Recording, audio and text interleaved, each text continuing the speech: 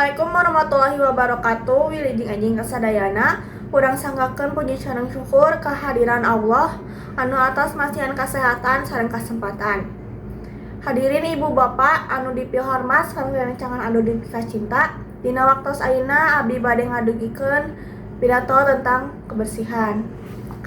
Kebersihan mangrupa aspek anu teu matak dipopohokeun dina kahirupan sapopoe. Kebersihan laengan ukur ngabersihkeun diri atawa sakuliling, tapi oge ngawangku kebersihan pikiran, paripola, sareng lingkungan.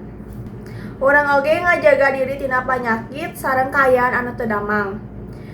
Kebersihan ngayogikeun lingkungan anu aman, nyaman, sareng pikaresepeun pikeun urang hirup. Salian ti mangpaat kasehatan, kebersihan oge nyiptakeun suasana anu harmonis di sabudeureun urang.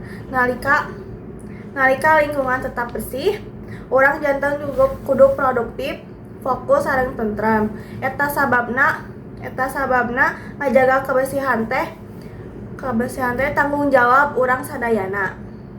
Seueur di antara urang panginten yen kebersihan ngan ukur aya hubunganana sareng kebersihan fisik. Tapi kebersihan oge ngalibatkeun kebersihan mental sareng paripola. Ngajaga pikiran bersih tina pikiran-pikiran negatif, ngajaga sikap anu hade jeung ngahormatan lingkungan sabudeureun. Kabeh bagian tina ngajaga kebersihan sakabeh.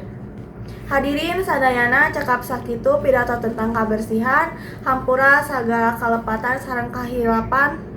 Hatur nuhun kana pahartosanana. Wassalamualaikum warahmatullahi wabarakatuh.